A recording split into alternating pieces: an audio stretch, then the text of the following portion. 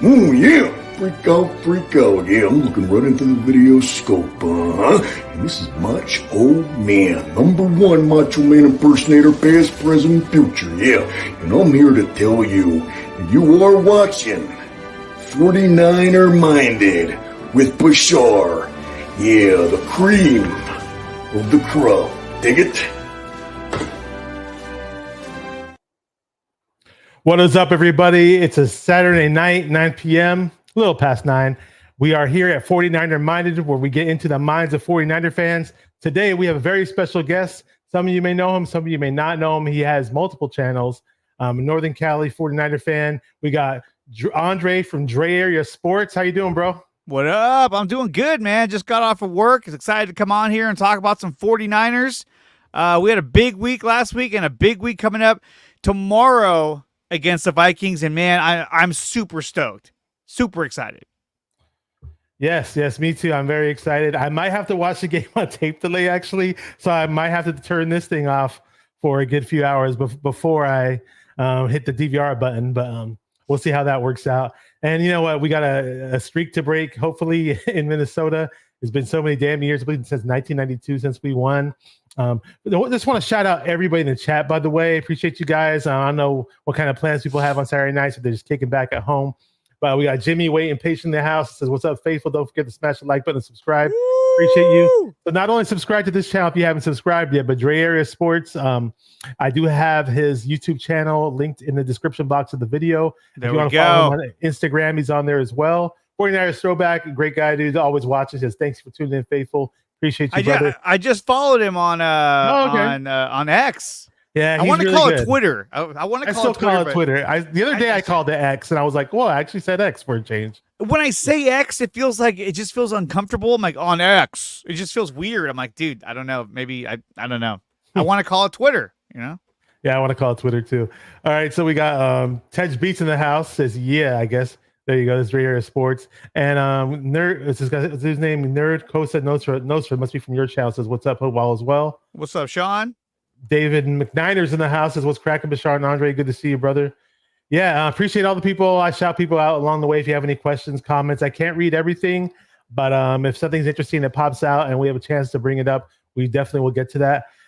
So for those of you who don't know Dre Area, Andre, I barely know the guy. Actually, I've been following him on Instagram maybe for a few months or so. I can't remember exactly when. And you know, a lot of people I forget about if I haven't been in contact with them, haven't been in touch with them, because there's so many people out, so many Niner fans out there on my social media, and then a good portion of them are content creators. So you popped up on my feed the other day. I was like, "Oh yeah, this guy. Let me click on his video." And you know, this guy has a whole lot to say. So I was like, let me check him out, hit him up. So we were actually shooting the shit before the show, and we're gonna finish that off here. But let everybody know, you know, your journey into becoming a 49er fan, and let everybody know how that all transpired. Well, I mean, I wouldn't say in becoming a Niner fan. I was born a Niner fan. That's one of the things that I've done. One of the most consistent things I've done in my entire life is being a Niner fan. Sundays, it doesn't feel the same when there is no Niner football. I mean, obviously, look, I'm a big fan of the Warriors, the Giants, and all that, Cal, Stanford. But the Niners are the most cherished sporting team that I follow. And obviously, look, I have 2 other channels. You can find all my channels right here where it says nicotina.net. That's the homepage, which I think I'm going to change the name a little bit, but go to that website and you'll get access to all my channels, communities, all that stuff. But no, I've been a Niner fan since as long as I can remember. My earliest memory of a Niners season is when we lost to the Giants. I believe it was the 1990 season, which it was devastating. And so it's like, you know, I've been there through the losses to the Packers, to the Cowboys, when we won in 94 against the San Diego Chargers, now LA Chargers. But no, Niners have been the one team that has carried me throughout, you know, my life. So I'm a huge Niner fan. Okay, good, because I am too. I'm just a huge person in general. So we got East Coast Red and Gold podcast in the mix. That is Jess, all the way from New Jersey. What up, Jess? I had the pleasure of meeting her and her mother last year. She hooked up me and a whole bunch of 49er fans last year for free tickets at a game, and it was Nice, for the opening nice. game against the Giants. Yeah, so that was awesome. And she's actually at the Minnesota game, if I'm not mistaken. I thought I saw a tweet of her flying out to Minnesota. So if that's the case, definitely rep for us hard over in that stadium. We Dude, we that's need all the help dope, we can dude. get to break that Dope. streak. Oh yeah, Jess is awesome. She's a huge Niner fan. Her mom was awesome too. Her mom was really passionate watching the game. Yeah. So do you have any memory? So you said you have a memory of watching that 1990 and Giants playoff game. Okay, put it this way: I was a freshman in high school when that game was going down, and bro, that I felt like somebody died. That's how bad that loss hit me. Me and my brother, I was watching with my brother and two Raider fans that we grew up with. Great guys, but they just happened to be Raider fans, and there was a lot of doom and gloom that day. Mentioned my brother, God rest his soul, he's no longer here, but yeah, that was a very tough game, especially when Montana got hurt. But as far as a positive memory, you mentioned the Super Bowl, the Chargers Super Bowl. That was a lot of fun. It was a lot of fun. Do you have any memories of like the first games you've attended or first game perhaps? I'm assuming you've been to the Stick, right? Oh yeah, no. I went Candlestick a few times to go see the Niners. One of the more memorable ones for me, at least, was I forgot what year it was. It was when we had Vernon Davis. It was during that era with Alex Smith, and they played against the Bengals. And I went with my brother, and we watched them, and they actually beat the Bengals. It was I think it was a Monday night game, and they won. So that was a lot of fun. But I'd gone to a bunch of other games before that with my dad and other family members, and I've been to a lot of sporting events. I've been to a lot of Warriors games, Warriors playoff games, NBA Finals games, World Series games. But it always felt like the Niners games were so much bigger. I would say World Series was probably the biggest one, and I've been to two of those. But the Niners games always have a special place in my heart, and I can't wait to get the opportunity to go again. For right now, with my wife and kids, if I went and bought tickets to a game, it'd be like utter divorce. You know what I mean? Like, what did you just do? So, got you. Don't even think about buying Super Bowl tickets. Those are the most I know, right? Planet, right? So Jess confirmed she's at the game. Oh, she's going to the game. That's nice, dude. Nice. Yeah, she travels, and you go on her social media. She's all over the place, running into Kyle Shanahan numerous times during the season, kicking it with. She knows. I don't know if she knows him personally, but she's bumped into all these players multiple times. Though she's a huge Niner fan, and we're pleased to have her here. I was honored to meet her and her mother, like I explained. Do you have any experiences meeting any 49er players? No. It's funny because like I've met Giants players, I've met Warriors, but I can't remember. I don't think I've ever met any Niner players, unfortunately. Okay, got it. Well, it should happen eventually. Hopefully, it does in the future. I was okay, you are mentioning Warriors. I'm a Warriors fan. I don't want to touch on them too much, but I used to be a volunteer for the Warriors way back in the 90-91 season. So I didn't I met the whole squad back then. That was when Run TMC, Chris Mullen was around, and didn't get to meet Steph Curry or the new guys. I went to more games during their crappy, horrible, shitty eras than I ever did when they had Steph Curry. I went a few times here and there with Curry. That was about it. But I mean that's the thing too. It's like if you're a true Bay Area sports fan and you've been alive long enough, I mean you'll know what it's like to have the Niners go through like the dark years, like the what's his name, the Dennis Erickson years where it was like oh man, and then the Niners, you talk about like even the Singletary years, those are still pretty dark. Chip Kelly, Tom Sula. There's always a highlight. A very bright time, and then a shitty time. You know what I mean? Don't forget Mike Nolan.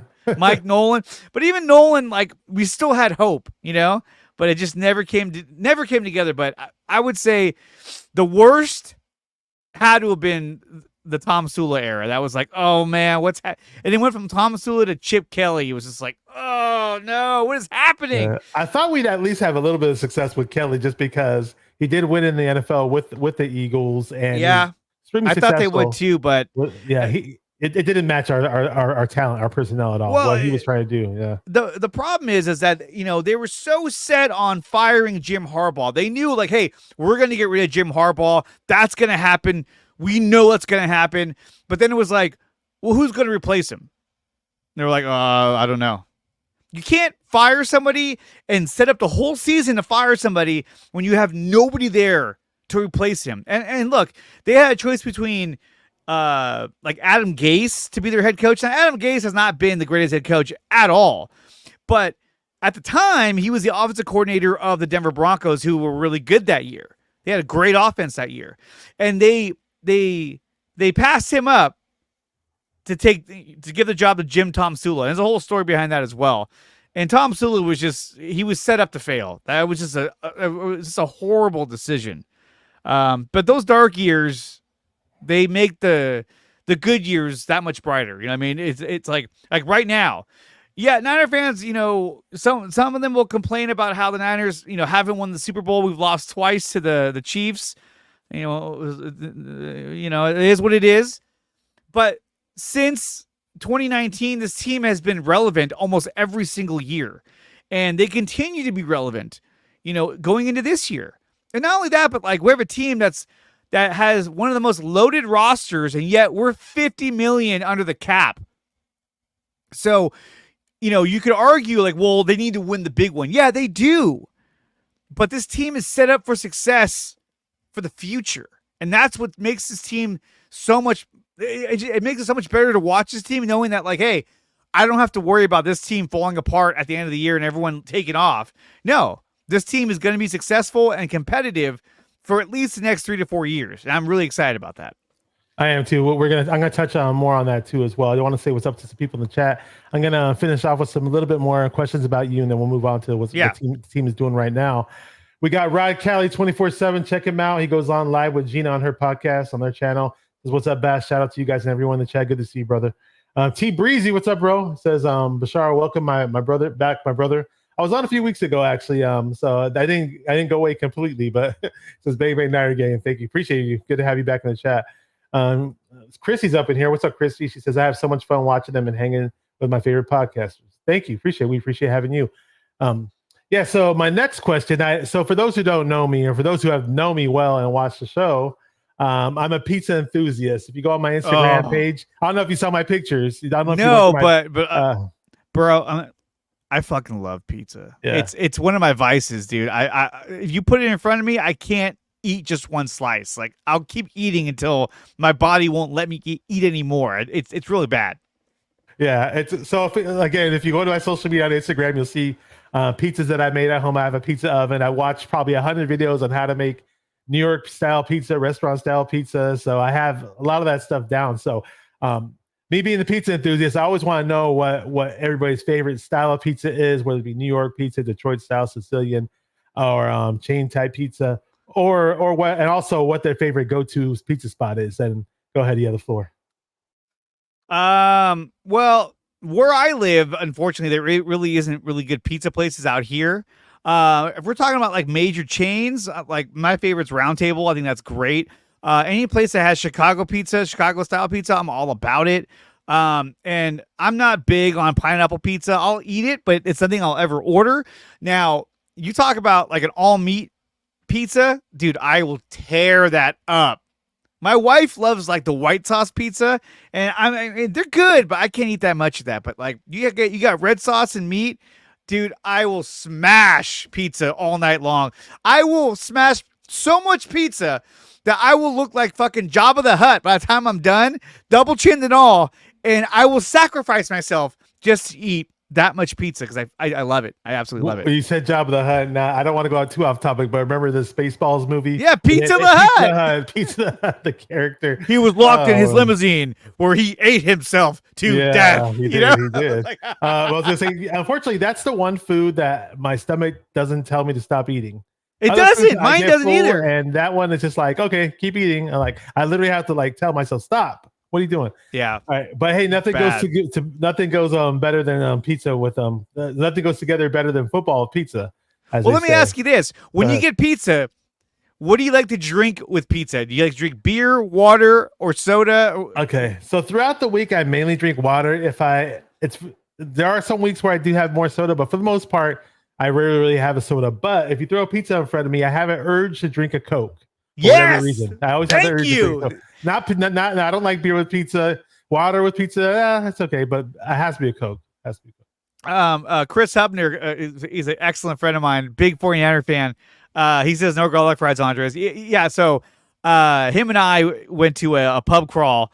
We did a pub crawl one time with another friend of ours named Jason, and I had some garlic fries, and then they eventually made their way back out of my body Hey, it happens. after a Hey, at long least night. Your organs are functioning properly. Yeah, very Uh, strong. T Breezy's a fan of Chicago's Giordano's. I never had Giordano's, heard about it for years. Had plenty of Chicago style pizza in California, Bay Area. Zachary's is a really famous place. They've been on the Food Network. When I was in Detroit, last time a few years back, I saw Giordano's there in downtown, and by the time I saw it, I had already, had the dinner situation going that day, anyways. And unfortunately, I didn't have enough time to check it out. Maybe one day.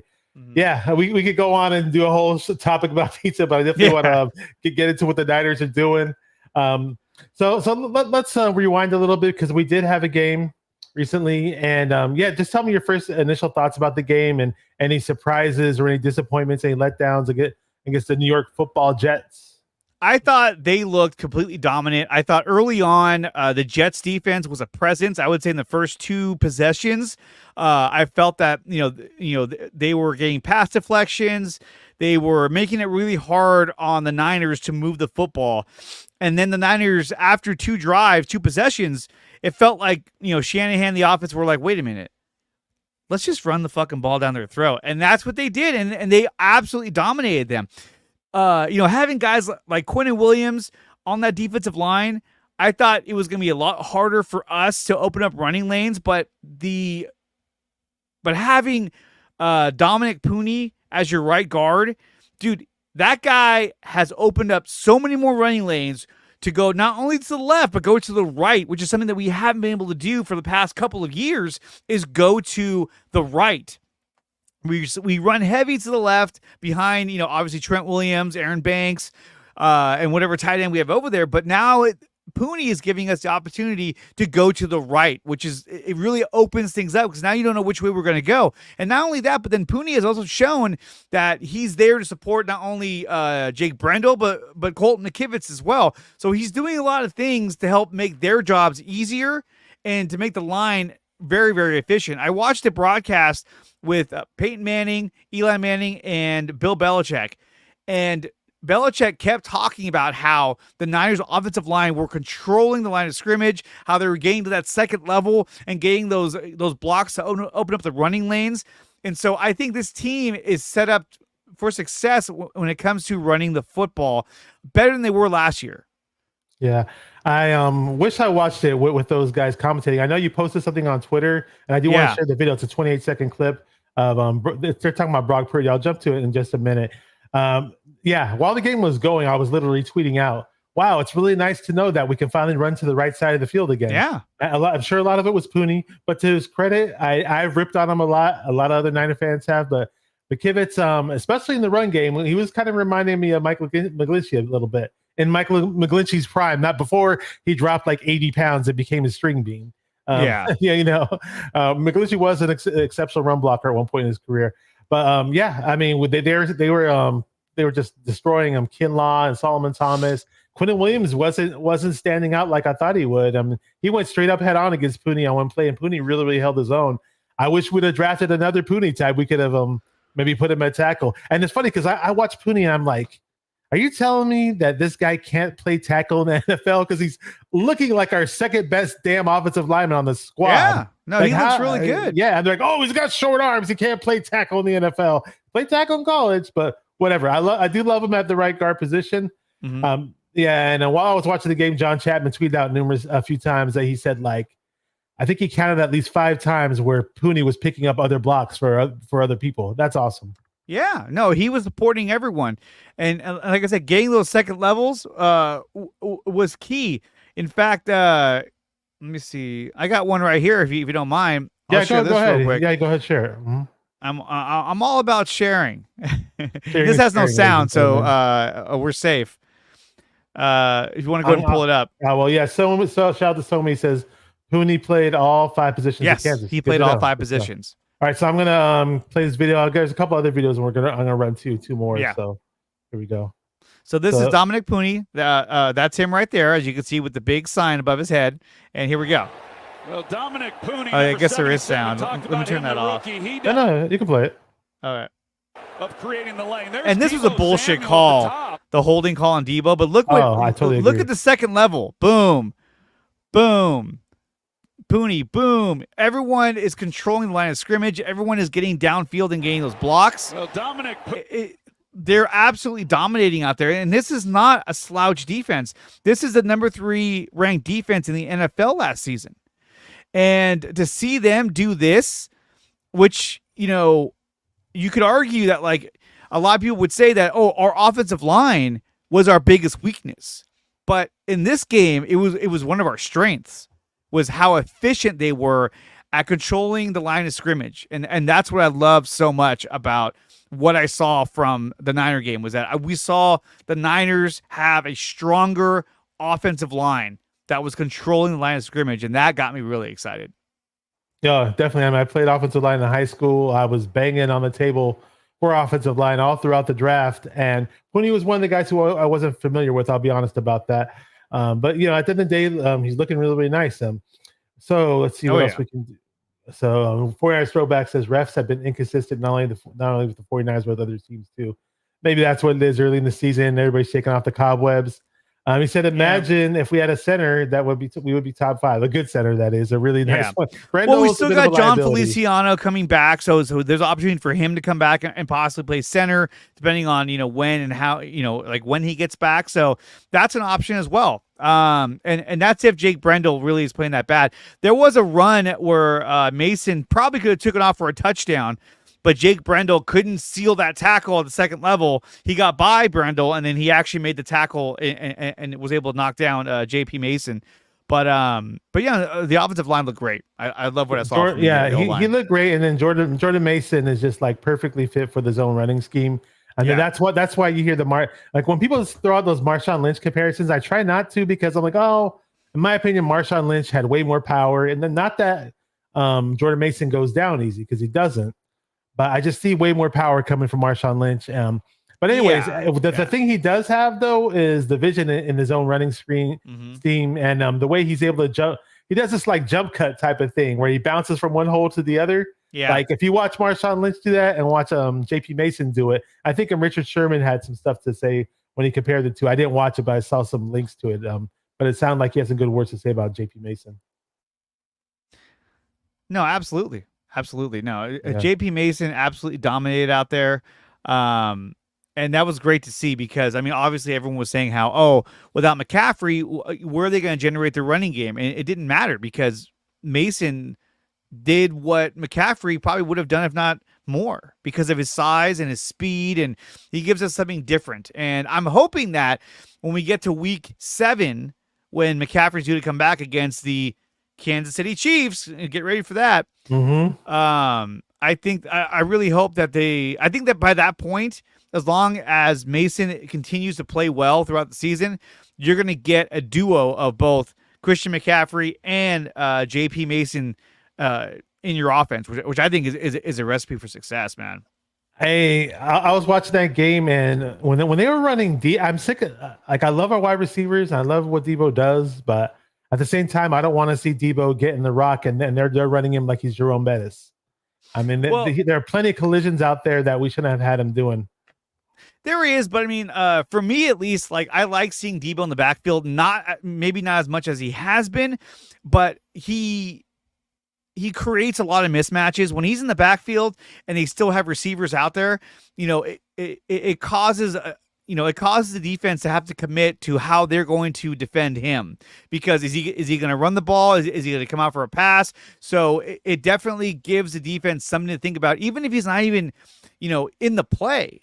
He's somebody they have to focus on, and that's what I love about Deebo. Like, a lot of people will say, that people will give Ayuk more credit, or McCaffrey more credit, but I think that Deebo is such an important piece to our offense, because he can be in the backfield, he can be in the slot, he can be to the left or the right, and he's somebody that when he's on the field, the opposing defense has to know where he's at.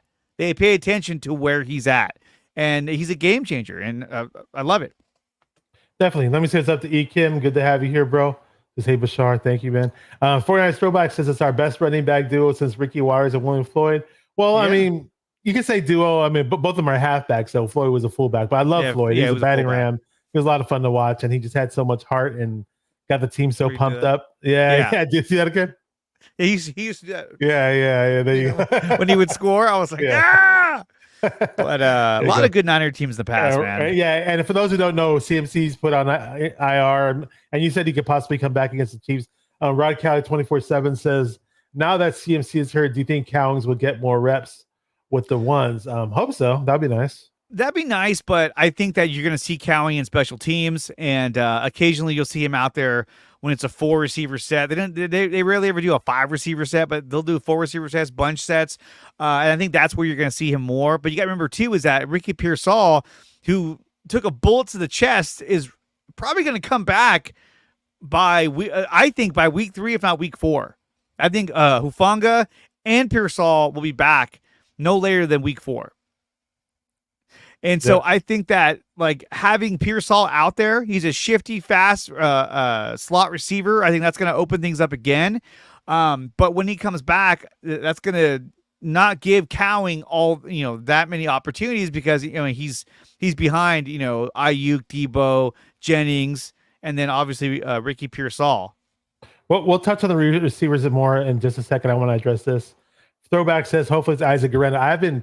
The whole time I was watching the game, I was like, and I mentioned the Debo thing, and I was going to segue to Isaac.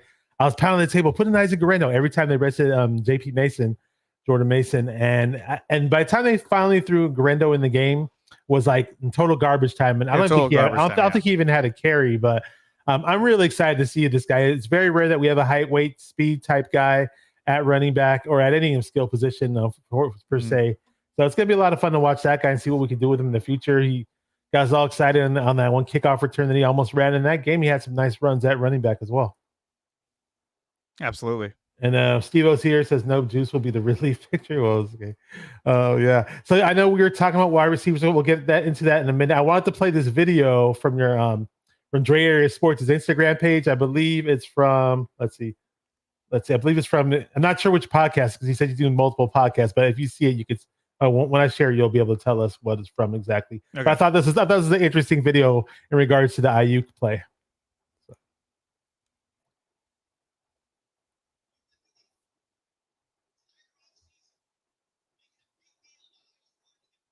Is it playing? My bad. It was playing, but I didn't share the screen. I was like, what are we looking at? I was all watching it. God, you can play this one? Yeah. Thank you for saying that. Okay. let me just refresh it and start again. Hang on. Now that we're all on the same page. Let's talk about Brandon Ayuk. You went through the entire offseason making a big deal about how you wanted to get paid like the top receivers in the league. Okay, so the Niners eventually signed you to a 4-year, $120 million contract. Finally ended that whole charade. You come back at the very end and practice with the Niners. Brock Purdy drops an absolute dime to you in the corner of the end zone, and you couldn't make that catch. You dove and couldn't make the catch. That's something that he has to do if we're paying him that much money. It absolutely has to happen. Mm-hmm. Let's talk about Brandon Ayuk. You know what's funny? Everybody in the comment section of that, I don't know if you noticed it, but they're saying, did he say Brian Ayuk? And then on the screen, the text says Brian Ayuk. I wasn't sure if you had a way of fixing that or not. Not sure you know what? That. I didn't even notice it. Yeah, I just noticed it now. I didn't even notice that. But no, I said Brandon Ayuk. I thought it was a funny rant. If you want to expand on it, go ahead. Well, my thing is that like, look, I love Brandon Ayuk, and I think he's a very talented receiver. I'm glad he's back on the Niners. But I mean, look, you can't tell me that when you watch that game and you saw him make that diving attempt to make that catch on a dime from Brock Purdy, Purdy put that ball where only Ayuk can get to it, and he couldn't come up with the catch. If this was a case where he's playing on his 5th-year option and, he's worried about a new contract after this year, okay, fuck, he missed it. Oh, well. But we're paying this guy. I should say the Niners are paying this guy because I got called out for that too. He said, we're paying. I'm like, you know what I mean, dude. But it's like, I was like, we playing semantics here. The Niners are paying this guy what, $30 million a year, a 4-year, $120 million contract after his big long holdout, and then he had a chance to make an amazing play, and he dropped it. I mean, he was right there in his mitts, and he dropped it. I expect more from him, and I expect Ayuk to make catches like that, especially after signing his big contract. He's got to make that play. He's got to make that catch. Even watching the game with the Mannings and Belichick, there was a pass. It was on a slant. Purdy put it right there. He caught it, but Sauce Gardner broke it up. And even Belichick was like, yeah, you know what, though? He's got to make that catch. He can't let him get in there and let him break that up. Ran to when that happened. I saw that. I'll be honest, though, I set the bar very low for Ayuk in this game. Now, I'm not saying I'm perfectly fine with him dropping highlight reel type catches or anything like that, but I just wasn't expecting a big major game from him because he missed all that. Exactly, but look at it this way: if he makes that catch, everyone's going ape shit about how amazing he is.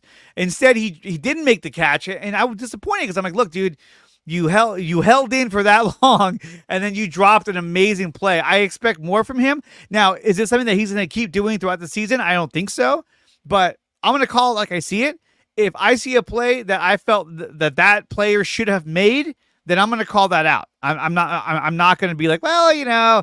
And I agree with T. Breezy. I mean, I know that he's, you know, he was a held out, and you know he's going to come out sloppy. But that's what you do. If you were there, if he was there for minicamp, if he was there for training camp, he would have made that catch because he would have got the reps. Instead, he's got, you know, some other dude throwing him passes between trees, which I thought was pretty crazy. But, you know, it's something I want to see more from him. It's something that I want to see. If that kind of play, we're paying, and the Niners are paying him that much money, then I want to see him making those catches because he's too good to not, you know, make that play. Yeah, hopefully from here on out he'll be fine, and we don't have to have that discussion again. Yeah, I know. That we won the game by a pretty big margin. Well, he had 2 drops too in that game, and that was like all he had last season, I want to say. So it was like right off the bat, he was like, "Man, you got to get into camp." But I get it; it's contracts, it's a business. But you know. Yep. I'm gonna mention something about the contracts really quick. What up, Terradome? Welcome to the Terradome. Says, what's up, fellas? Definitely check out his YouTube channel. He's been on here before. Great dude.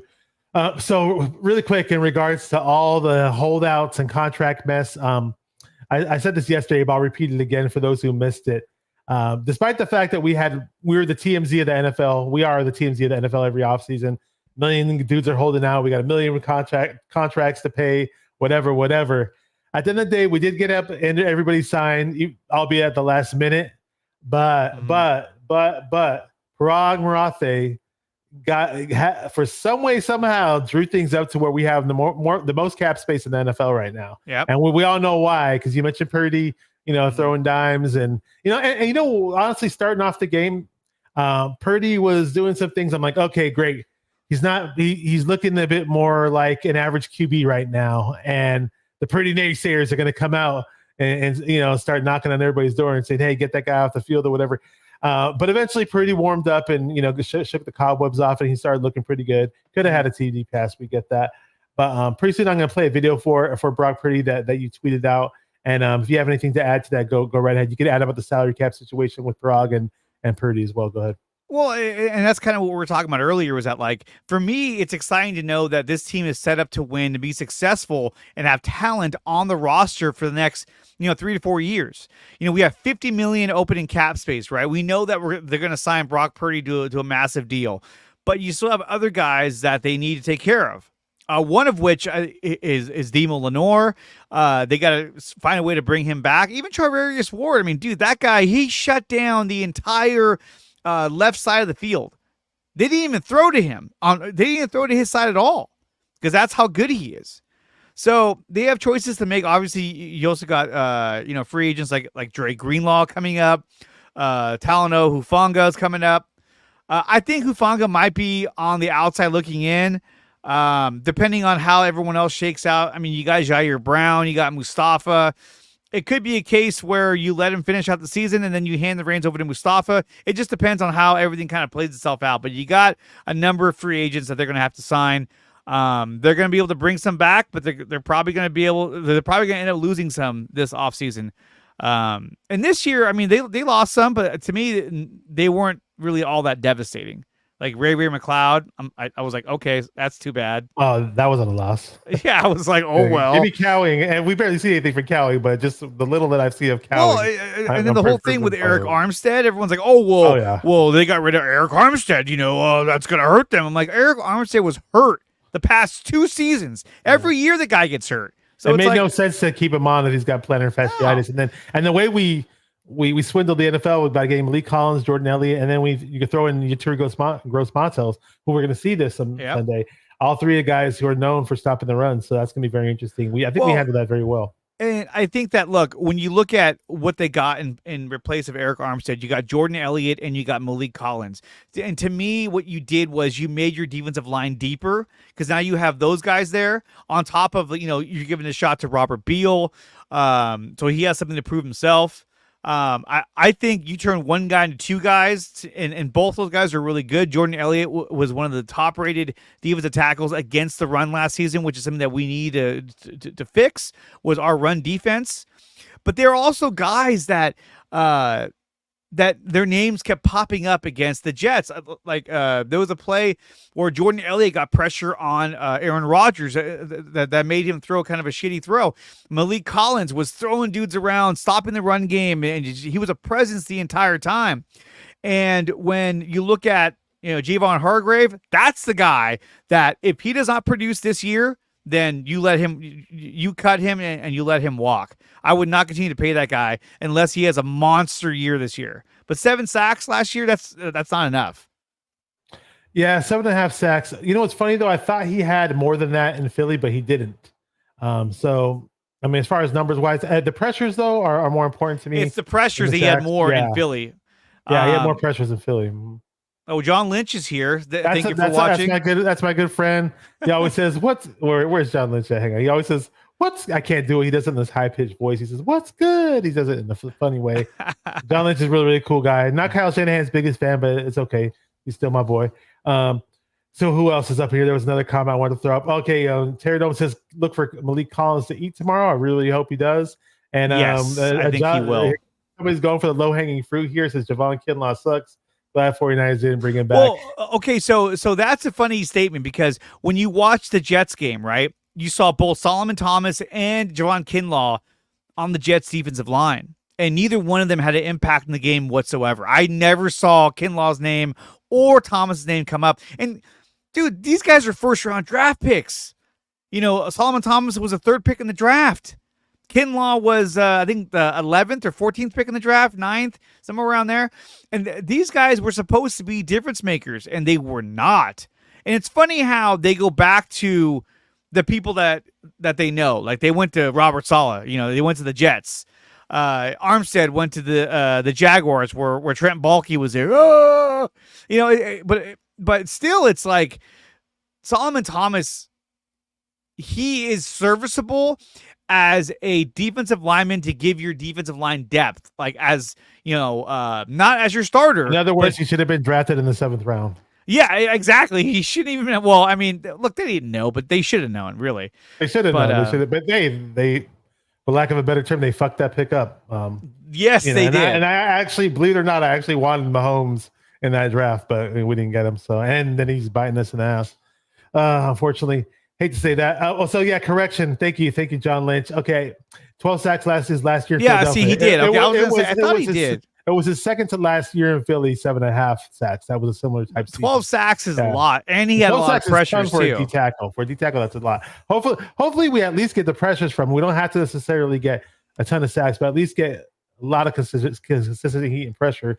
I'm trying to see what year was Solomon Thomas drafted. Was that 2017? The 2017 draft, yes. Mm-hmm. Here. Kyle Shanahan, John Lynch's first year with the team. Yeah, I was super excited to get him too. I thought, oh man, this is going to be huge. Because I wasn't excited to get him, honestly, when we got him, but a friend of mine kept saying, a friend of mine a few months before the draft was like, oh, maybe the 49ers get this guy. And my response right away was, wait, but we drafted Buckner and Armstead. Why would we need to draft another defensive lineman high? And then he goes, no. trust me, this guy's the real deal. And I was like, okay. There was a lot of players that we could have taken instead of him. And so when you look at this draft, obviously Myles Garrett, he went number 1. There was no doubt about that. Chicago, they shit the bed again by drafting Mitchell Trubisky as a bad choice. But the guys that got away that we could have had is Christian McCaffrey. That was the guy we should have drafted. Christian McCaffrey would have been a difference maker on day 1 for this team, and they didn't draft him. Pat Mahomes, but at the same time, nobody knew he was going to be this freaking good under Andy Reid and all that. They knew that he had talent, but not like this. And like Terry Dome saying, he wanted Deshaun Watson. And then Hassan Reddick, he went 13th. So there was a lot of guys that were out there. Marlon Humphrey, a lot of players. But to me, the player I wanted that draft was Christian McCaffrey. That's who I wanted. Because I thought he was so dynamic. I was like, man, I'd love to have this guy, but we got him now. So yeah, for complain. Me, yeah, and Terry Dome said it right here. And this was the same mindset I had at the time. He was saying that you start with the quarterback. The 49ers were starting a whole new foundation. We had Hoyer in the mix and CJ Beathard. It would be much nicer to draft a real quarterback, but we didn't. We did mention Brock. I'm going to play a video for Brock. I am happy with Brock. A lot of people most Niner fans love Brock. There's still some people out there that, I'm not going to get into that. I don't get it, man. I don't get it. Rant about that on Aaron's 49ers First Takes channel, and I'm trying to be a good boy today. He said I'm 2 for 2 on what? What am I 2 for 2 on? But I know. I just saw that. I was like, whoa, what's that about? And you also put up the number 17. I wasn't sure what this was about. Yeah, number 17. Let's do this really quick. Before I play the Brock Purdy video, just go on a Brock Purdy. Just go to a little Brock Purdy segment on your own. And Terry Dome in the chat had a really funny question, comment about Purdy. It's unfortunate, funny but unfortunate. He said Purdy's making the salary of a candy striper, a nurse, basically. So, but he's getting a lot of commercials now, and is making some paper. But what are your thoughts on Purdy? Since we missed the boat on Mahomes, but we do have Purdy now. Well, give us your whole thoughts on what you think, what other fans think, and what the general NFL thinks and his peers think. About Brock Purdy? Is that what you're asking? Yeah, about Purdy. Yeah, and after that, I'm going to play a Purdy video. Purdy is incredible. This is a guy that even JT O'Sullivan says that he's probably one of the fastest processors in the entire league. He doesn't see anyone else in the league who processes, who goes through his progressions and processes the defense as fast as he does. I think the video you're talking about is from the Mannings, and we'll watch that. But he does all the little things right. He does the things that you want your quarterback to do. And we saw that even in the playoffs. We saw him making those, running with the ball, and he doesn't turn the ball over. He doesn't force anything. He doesn't do the Tua. I'm going to throw it away and it's going to become a pick six. He doesn't do that. He doesn't do what Will Levis did and try and shuffle the ball or do a weird pass, pick six. He doesn't make the mistakes that a lot of quarterbacks make. He gets the game. He gets it really well. And on top of that, you look at Miami, right? So Tua goes head first, gets a concussion. That was not smart. He should have slid. And not only that, but I don't think he knew this, but going head first into the chest of DeMar Hamlin, the guy just had a freaking heart attack. Like, what are you doing? And so they're down Tua Tagovailoa for who knows how long. Their backup. He might retire. He might retire. Their backup is Tyler Thompson. He got drafted the same year as Brock Purdy. And Brock Purdy is leagues better than him. You could see when Tyler Thompson comes out there, that's an inexperienced quarterback. I could see it. You can see it in how he processes. He can see it in the passes that he throws. When you look at Purdy, he looks like a polished, experienced quarterback. And that's not something you get this young. And he's incredible. To me, is he one of the best quarterbacks in the league? I think so. Is he a top 5 quarterback? That's hard to say because, you got guys who are really good, like Lamar Jackson and Patrick Mahomes and Josh Allen. But if he's not top 5, I would put him right there in the next level below those top 5 quarterbacks in the second tier. I've had him in top 10 somewhere around. Oh, he's 8, definitely top 10. Or one of those numbers. Oh yeah, no, he's top 10 without a doubt.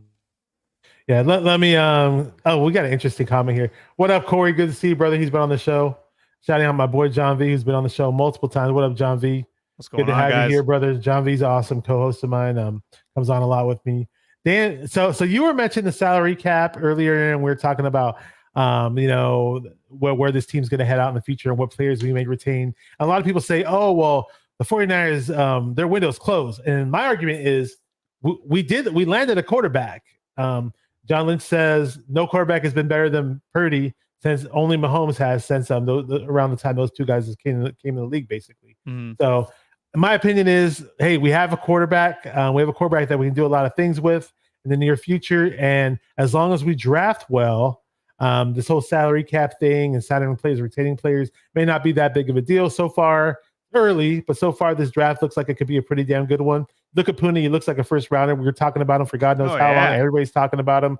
We still haven't seen Persall yet, but Cowan's not looking too bad. And we can go on with the rookie class. But I just see, you know, we got the quarterback. That's the biggest thing you have to worry about is the quarterback, in my opinion. So, you know, we're really good at drafting lower rounds consistently. Let's just hit on a first round pick, and the one that we had this year, the upcoming ones, and bring in some good free agents. I don't think it's the end of the world for this team. This Dan, what's this dude's name? Dan B. I don't know who you are, but welcome. But I don't know who your squad is. It's not closed, dude. You're tripping. 49ers window is closed. It's definitely open. Now, how big is the window? Up. How big is the window? We don't know yet. I mean, but it's definitely open though. So who else is up in here? We got some other people. I'm gonna play a video about Purdy really quick. You know, I'll go Hearts here. I knew I wanted to shout somebody out. Long time no see, brother. Says, what's up, fellas? How do you guys feel about Mason getting 28 carries? I really feel like Cal needs to knock that BS out before he gets another back. Dude, that was beautiful. I mentioned Garendo earlier. Patrick Taylor's on the squad. I don't know if we're gonna sign Breida, but what do you think before we play the Brock Purdy video to answer that question? About what? Oh, he's just saying he thinks Mason got too many carries. So I love it. The guy is young. The guy's hungry. The guy wants the football. He's a big, powerful runner with speed. Yeah, dude, feed him the rock easily. Now, I think that they will use Isaac Garendo and the other running back. What's his name? The guy we got from Green Bay. I think he's going to get Patrick Taylor. I think Taylor will get a few carries, but I think you're still going to see a combination of J.P. Mason and Deebo Samuel, because they know that by having Deebo in the backfield as a running back, they can bring out other receivers to complement him and really create chaos for the defense because they won't know what's going on. But I love seeing Mason out there. We've always talked about how J.P. Mason needed an opportunity to show how good he really was. And we saw that in week 1. He had 28 carries for 147 yards. Now, you could argue that we've seen this before. Week 1, with Carlos Hyde against the Vikings of all teams, he had a monster game, and we thought, I was at that game. This is the next big thing. You know, that Carlos Hyde is his team now. Never really panned out. Got hurt. Never really panned out. So could Mason get hurt? Sure. The one thing that worries me about Mason, as good as he looked and as explosive as he looked, the one thing that worried me the most was that he holds the ball out away from his body a lot. And I feel like going into this week, the Vikings will that's something that they're going to be focusing on, is trying to knock that ball loose, because he runs with it kind of away from his body a lot. And I kept wondering, like, man, someone's going to go in there and punch that out. I didn't notice that, but I'll take note of that, definitely. Yeah, and that's what worried me. But other than that, dude, the guy looked dominant, dude. Okay, well, Dan B did say something good about our team, even though he says our window's closed. Says Mason reminded him of Marshawn Lynch. A lot of people are bringing that up. I see more like a mini Marshawn. Marshawn to me was definitely more of a bruiser, somebody who could rock you, and he stiff armed that one dude, and the dude flew like 10 yards or something. Well, Marshawn Lynch was broad, barrel chested. He was just a stout guy, and so was he bigger than JP Mason? Yeah, of course. But I think Mason is he's very similar. A very similar style. But is he as big as Marshawn? No, of course not. But he's as close as you get. And I'm really happy that he's getting the opportunity to show the rest of the league how good he really is. You're talking about a guy who's undrafted, an undrafted free agent that they brought in, and this is what he can do. This is the same thing that Mike Shanahan used to do. Shanahan would have guys like Reuben Drones, Mike Anderson, obviously Terrell Davis, but he would always be pumping out running backs, and you're like, how do they do that? The running back factory. Yeah, I remember that. Yeah. The Broncos. And say same running back coach, Bobby Turner, by the way. So, and Bobby Turner, before I go to the preview video, Bobby Turner, and he was just saying they basically admitted that Mason wasn't knocking it out of the park in the film room whenever Bobby Turner would ask him questions about what he needs to do, and there was a whole maturation process with Jordan Mason as far as getting the mentals down in the game, and that's why we weren't seeing him, even though we wanted to see him on the field. So hopefully we see a lot more of him. Hopefully he doesn't get bummed out in pressers after having big games, and we didn't get fined. I'm just here so I don't get fined. Another Marshawn Lynch reference. Well, I think that they talked to him and said, "Hey, what's going on? You made a comment about you got told on Friday," and I think that kind of shook him up because, I mean, look, people were saying, "Oh, is the league going to investigate them and all that?" And of course, the league didn't. But by him saying that, it opened the door for them to question what the Niners were doing. And so I think they had a conversation with him. He probably, was in his feels and thought, "Damn, dude, like I don't like this," but it is what it is. Yes, sir. So let's let me. I keep talking about this pretty video. Let me cue it up let's do it. quick. Let's do, he definitely deserves to get his video played, and it's you tweeted it out. Actually, I thought it was interesting because it has Peyton Manning and Belichick, and we're gonna play it right now. Just a moment, and this time I'll make sure the video's shared on the screen before I hit the play button. Not like last time where I'm playing it and there's dead silence. So here we go, ladies and gentlemen. And the Jets never touched the ball. Boot naked. Nice job, Bob Purdy. That was classic, right? Look, it's not a huge play, but when you fake, right, and you come out, and that defensive end is right there, don't run into him. Actually drop away from him and get that throw off quicker. That was really good by Purdy.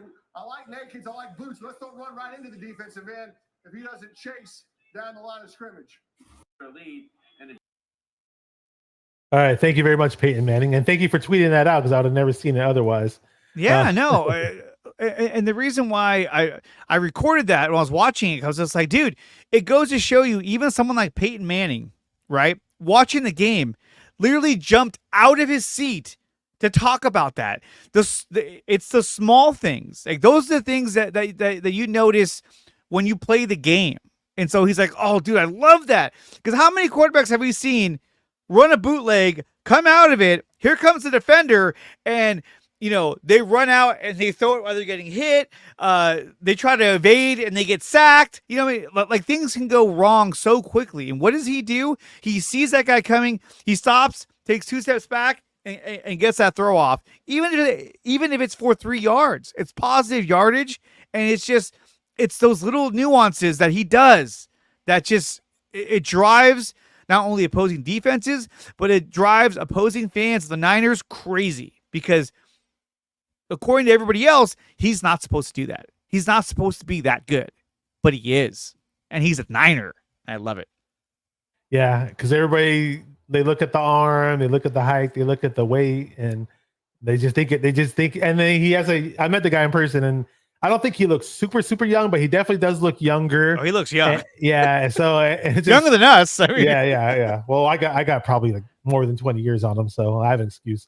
But he's a great guy. Really super nice guy. I'm happy he's getting commercials. Happy he's getting the money, and we're gonna pay him a lot. And hey, rightfully so. And speaking of Purdy and support for Purdy, Terradome was on the Purdy train before a lot of other people were. And when I was still holding out hope to see what Trey Lance could possibly do, he was like, no, Purdy's the guy. He's like, I feel bad for Lance, but hey, at the end of the day, all it took me was when we traded Lance, and then when I saw Purdy in week 1, I was like, okay, he's our guy. I'm just gonna sit back and enjoy the ride. Go ahead. Could you imagine if we would have stuck with Trey Lance, if we never drafted Brock Purdy and Trey Lance was our guy? How different last year would have gone. Oh my God. The amount of bad reads that Trey Lance makes. We saw the 5 interception game in preseason that he did for that he made for the Cowboys. I agree with Terry Dome. I think Kyle probably may have been fired. Who knows? If we made that move, yeah. Because I mean, I met Trey Lance too, dude, and I was really, really, really, really pushing for me to want to see him on the field. If you saw my older videos, you'd be like, "Well, this guy's Trey Lance's biggest fan." I thought that Trey Lance was the second coming of Pat Mahomes. I was like, yeah, we got an athletic quarterback with a strong arm. The problem is that he can't read defenses all that well. He goes to his first option way too much. He stares down his receivers. He does all the things that coaches try and coach you out of. And that's like the exact opposite of Brock Purdy.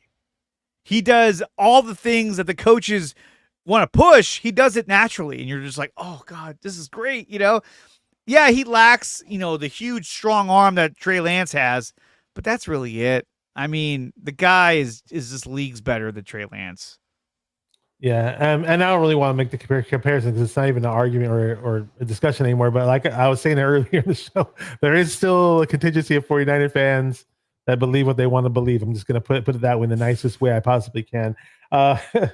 Terry Dome said, I don't think Brock Purdy's even shaving yet. And, yeah, I know. John V followed that one Probably up. not. And I said, I hope he gets a Gillette commercial. Hey, you never know. He's been getting a lot of commercials lately. I like the guy. I wanted him to get commercials, but I also thought that maybe he's not marketable. Maybe he won't be getting commercials. But threw him that Applebee's ad. He didn't look too bad in there.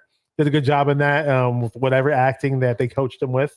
And he's in a really, really nice commercial. I don't care about boots. I don't care about cowboy boots. I believe the brand's called Ariat. And that commercial is really, really nice, man. Yeah, and then he's also on Toyota commercials. Oh, Ariat. My bad. Yeah, I mean, he's making money, definitely. And that's good for him. He deserves it. But his next contract coming up is going to be pretty fat. Yeah, definitely. It's been a fun discussion here. Hey, by the way, if you guys are not subscribed to Dre Area Sports, definitely give him a shout out. Subscribe to him. Hit up the description box of this video. I barely know the guy, man, but I saw him on my Instagram, and I was like, oh, maybe I should collab with him. I appreciate it, man. Saw a few videos pop up, and I was like, let's do this. I love collaborating with other Niner fans. I love talking to the faithful, like hearing your chat. I fucking love that shit. My goal is to get this channel to 1,000. I was going to say about mid-season. I think by the end of the regular season, I want to get this channel to 1,000, if not higher. So if you haven't done so yet, please subscribe to the channel. It's free to subscribe. It helps the channel, and smash the like button so that, this stream gets circulated within the algorithm. And if you have time, go to my channel, smash that like button as well. But no, dude, this is a great discussion. And dude, think about it. We got Niner football tomorrow at 10 a.m. What more can you ask for? Like, yes! It might be at 1 p.m. or 2 p.m. for me. I forgot. I have going on. And I got to turn my phone off. Unless things change, and I'm going to be able to see it live, but I'm not counting on it. I already programmed myself to do so. And you got to stay off your phone. You know what I mean? Yeah, I might just turn my whole phone off or turn off all my notifications or put it in that power saving mode where the phone takes you back to like the year 2004 or something. I don't know. Do something like that. Something like that, but it's crazy because even last week for the Monday night home opener, I took the day off from work. I was going to go to my brother's house. We were going to barbecue and watch the game. And then all of a sudden it was like, teacher conference day. My other son had soccer. And then I ended up watching half the game on the soccer field on my phone with headphones on. Like, he's a soccer dad. I'm a soccer dad. I'm proud to say it. But I watched it. I hope they won. I hope the kids won. It was soccer practice, so it wasn't even the game. But my wife was with my other son at the whole teacher meet the teacher day, so she was busy. So I was like, oh no. But we made it work though. We made it work. There you go. It was supposed to be a Vikings preview, but I have a bad habit of talking about previous games, and I wasn't really on my channel much during this week, but it's okay.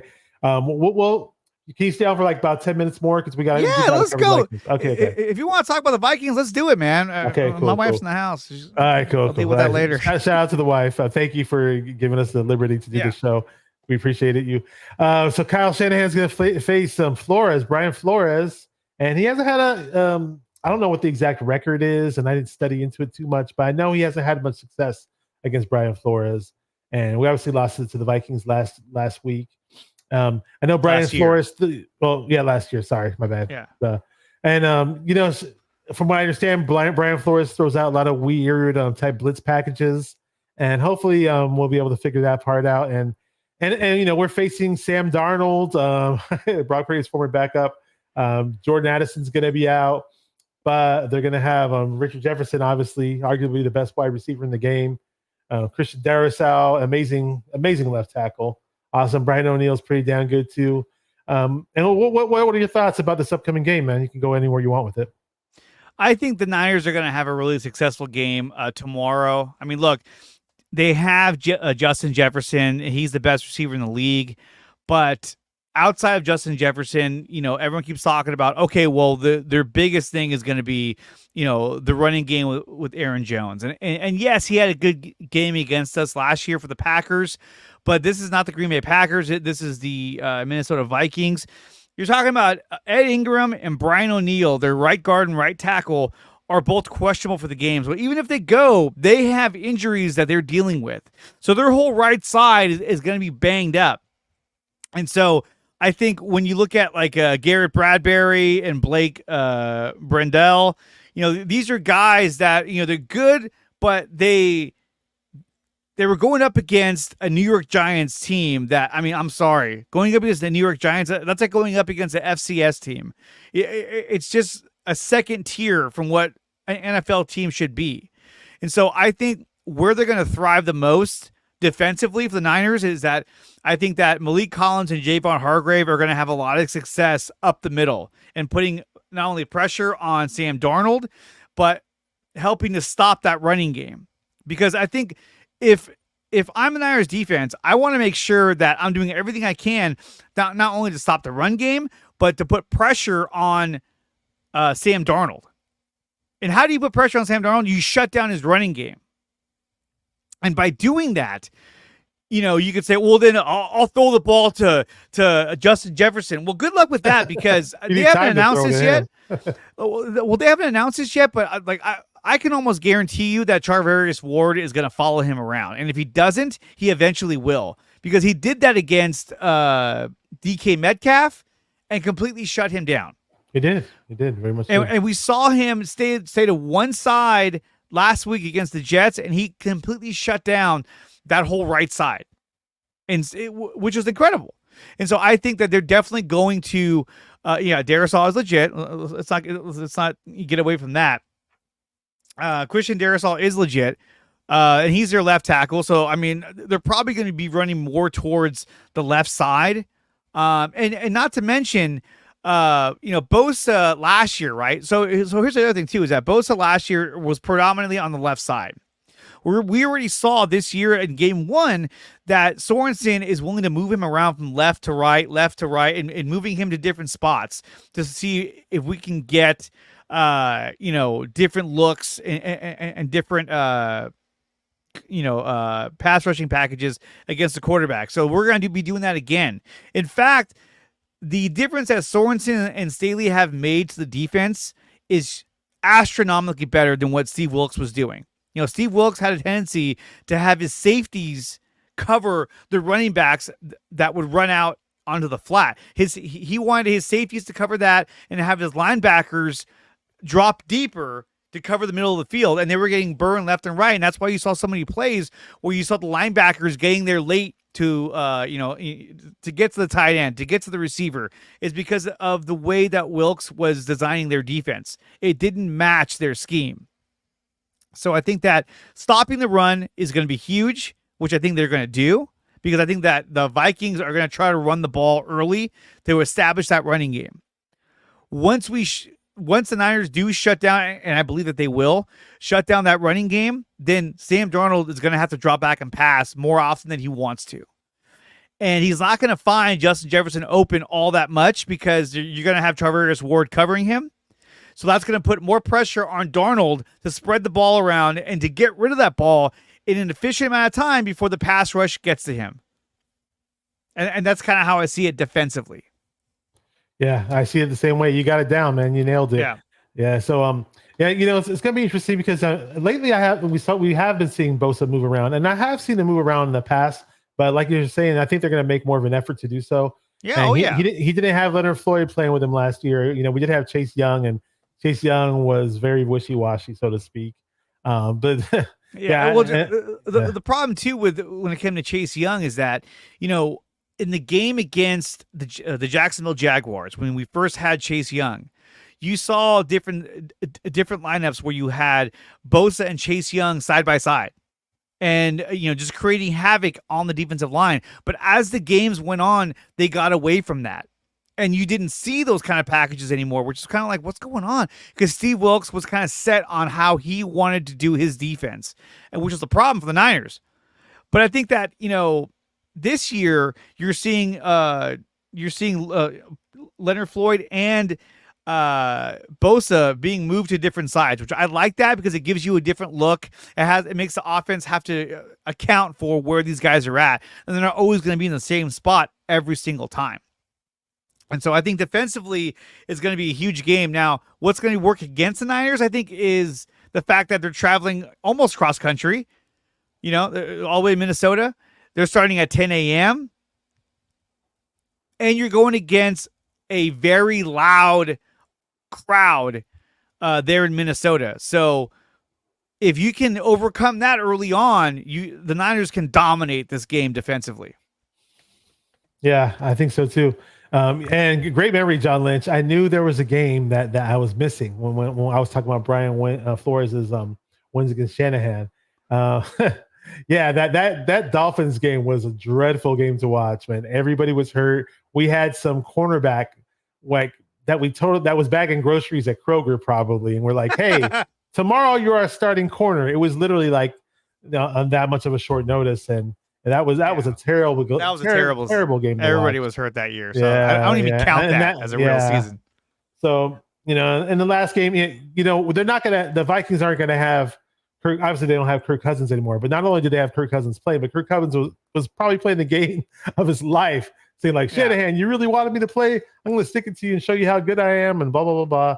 So, you know, it's Darnold. I get it. You know, he didn't look too bad, but you know, we're not the New York Giants. The bottom line, we're not that team. But that's the thing, is that going against the Giants, it's not like the barometer is set pretty low. Now, some would argue, well, you went against the Jets. The Jets had the number 3 ranked defense in the league last year. And what was one of their shortcomings was they were ranked 26th in run defense last year. And what did the Niners do? They ran the ball on them, which was great because they took advantage of that. They're like, hey, these guys weren't very good at stopping the run last year. So let's go ahead and take advantage of that. And they absolutely did. And I loved it. Yeah. And earlier we were talking about the offensive line, and, you know, we're talking about Darrisaw, of course, Brian O'Neill.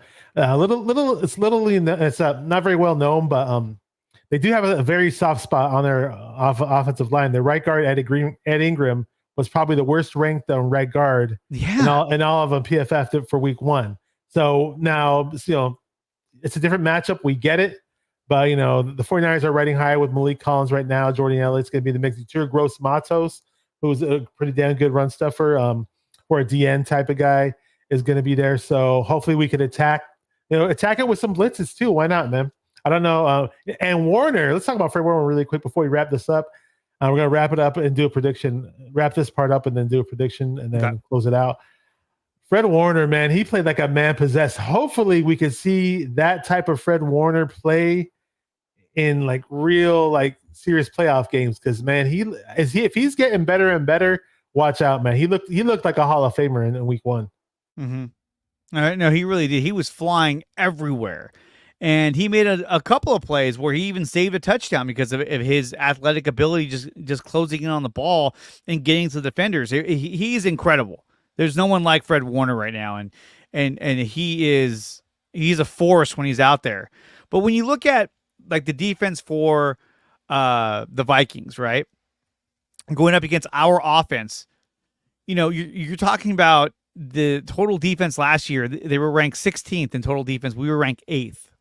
Okay, their passing defense ranked 24th against the passing defense, and then for rushing defense, they were ranked. Oh my God, where I don't even see them. Where They were ranked 8th. So their running defense, the rushing defense was good to a degree. They were ranked 8th. The Niners were ranked 3rd against the run. But when you go to the offensive side of things, the what is it? The rushing offense for the Vikings. God, I can't even get a line out right now. I'm doing too many things. They were ranked 29th. You know what I mean? And yeah, they got Aaron Jones. That's going to help. But still, I mean, they weren't a very good running team. I don't think they're better this year. I don't think they're that much better. And their passing offense, they were ranked 5th in the league, right behind the Niners. So offensively, passing is something that they're really good at. But I think that establishing the run game is what they're going to try and do. And they're probably going to try to run right at Nick Bosa to make him have to work and to kind of wear him down. But I just don't think it's going to work against this team. And I think offensively, you're going to see a game that looks very similar to what they did against the Jets, where there's going to be a run-heavy offense, West Coast style, short passes, getting those first downs. Their objective is to skip third down, is to go first down, second down, first down. You know what I mean? That's what they're going to want to do early on to try to create a rhythm and to jump all over these guys. Yeah, but I was talking about Ed Ingram earlier, and Terradome brought up a good comment. He said Ed Ingram had a blocking grade of 9.3. I've never seen someone that low in the NFL. That's like making Mike McGlinchey look like Anthony Munoz or Trent Williams. Anthony Munoz is going way back. But yeah. See, somebody asked me earlier in the comments, was 49ers throwback, what I thought about the secondary. I'll touch on that really, really quick, and then we'll go to predictions. Mm-hmm. The secondary, I mean, on paper, this looks like an amazing secondary, possibly one of the better ones. It may rival some of the better ones we have. You know, obviously, Charvarius Ward. We got Isaac Yadam in the mix. He didn't look too bad. Diamador Lenore had that tip pass. DFF, Demetrius Flanagan, Foles caught it for an INT. The Hyena. Love me some Demo, and he was saying that he said that Sam Darnold loves to throw him the ball, or they have a connection or something like that. They have a relationship, so hopefully that relationship continues to thrive, and you know Demo can get some picks. Ronaldo Green is developing in the mix. The safeties, Malik Mustafa, Jair Brown, George Odom's not bad. Hopefully Hufanga comes back. I just see a lot of potential in the secondary in terms of what I think of it. Oh yeah, this secondary is so much deeper than it was last year, and the amount of talent that's on this team. I mean, you saw Isaac Yadam had that interview where he was like, "Man, I talked to my friends who are playing for other teams. I'm like, this shit's crazy how much talent we have on this team. The team is loaded." Yes, sir. So let's do this. Drop your score predictions in the chat, everybody. I'm going to start first with mine. And I got to stick to my guns because this is the same prediction I brought up when I was on with Raj last night. For those of you who missed it, you'll catch my prediction now. So, we got that stupid streak going. I don't think the streak's going to mean too much in this game in terms I'm not one who goes for superstition and all that, but I may see us leave some points on the field from time to time. I don't know whether it be turnover or just a few mistakes or penalties, some things like that. And if the Jets do score, it'll make the game look closer than it was. It'll kind of be a similar situation to the Jets game in terms of the Vikings scoring on us late in the game. So kind of some garbage type points. So I'm going to say 28-17. And go ahead with your prediction. Mine is going to be 38-14. I think that the Niners are going to really give this team a hard time in moving the ball down the field. Like I said, we saw the Jets. Now, granted, they had a much older offensive line, but a very experienced offensive line because they rebuilt that offensive line, and they had they had Breece Hall, and he's a good running back. He caught more passes out of the backfield than Christian McCaffrey, and they pretty much took him out of the game. And I think that's what they're going to do to Aaron Jones. They're going to take him out of the game and force Aaron Rodgers to drop back. Force Sam Darnold to drop back more than he wants to. And I think that it's going to be 38-14. In fact, I think by halftime, it'll probably be somewhere around 21-7, and then they'll push it out to 38, and then they'll score a touchdown later, and that'll be it. Okay, there you go. So I did see some other predictions, and some guy, John V., my friend, was shying away from doing any predictions. He says he would rather be predicting his lunch tomorrow. Ooh, I love lunch. I love food. Oh, yeah, we were talking about pizza earlier, and it was going to be a whole show about pizza, not even the 49ers. I know, right? And when you get a chance, check out my Instagram on pictures. You'll see my barbecues. I'm Middle Eastern, so I make kebabs, make pizza, make all that stuff. So you can check out my pictures on my Instagram. For those of you that aren't my IG. For sure, man, for sure. Add me on IG. I got my Niner picks on there, Niner videos sometimes, and sometimes I'll put up my food pictures if I'm cooking up something. Appreciate everybody in the chat. I know it was a later show, but this was the only time we could do it. Shout out to those people on the East Coast if you're going to watch it on the replay. If you're watching live, I know we got my boy John V and Terry Dome, they're East Coast. So appreciate you guys. Any final thoughts or anything you got going on with your channel that you want to plug really quick? Go right ahead. Yeah, you can follow me at Dre Area Sports over on YouTube, also on X and Instagram as well. That's basically where I kind of reside, is just X, YouTube, Instagram. And I'm constantly posting content every single day, probably too much because my wife's always getting mad at me. But if you go to nicotina.net, that's the homepage for all three of my channels, which is Beyond the Unknown, Nicotina Network, and Dre Area Sports. On there, you'll find you can join communities for all three channels. If you join the community for Dre Area Sports, you'll be able to interact with me, with my brother, Dre is also on my show as well. Chris Gonzalez, CG Ruthless, all those guys, and other fans as well. And I'm constantly posting stuff on there as well. So definitely check that out. And then I'll be live again tomorrow night for post-game live, where it'll be me, my brother, and Dre, who's my brother-in-law. We'll be on there talking about not only the Niner game, but we'll be talking about the entire NFL Sunday for the entire league. So definitely check out post-game live. Tomorrow night, that's going to be right around 10 o'clock p.m. Pacific time. There you go. Oh, and then, sorry. Go ahead.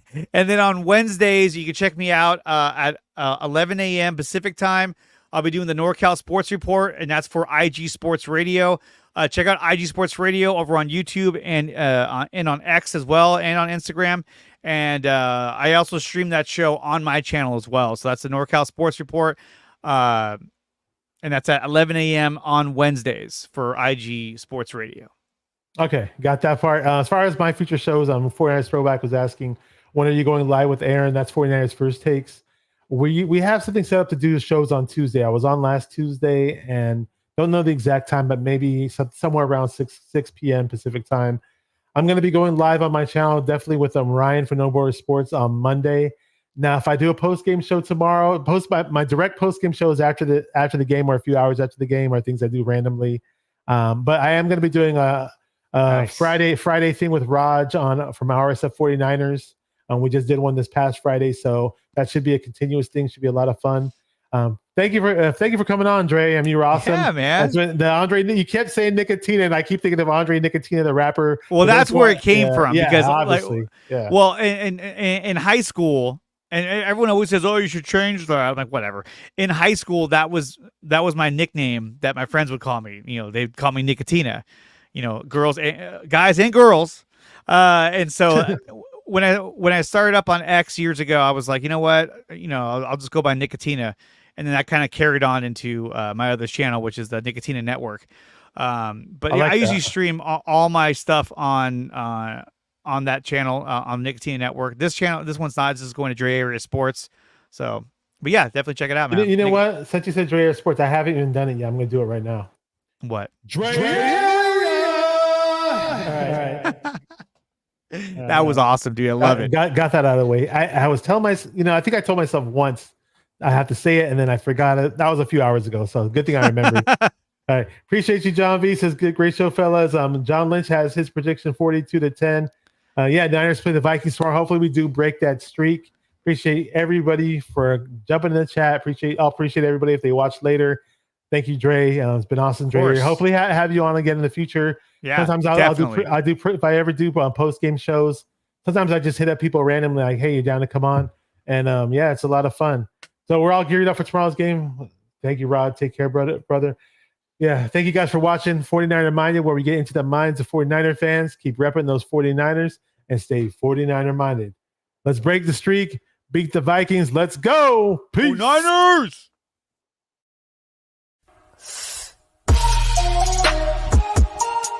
Come on, 49er fans, let's get it. Because it's 49er mind.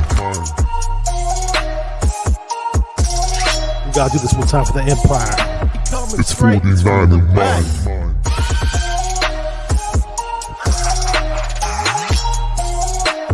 It's 49er mind. We gotta get that brick by brick real quick.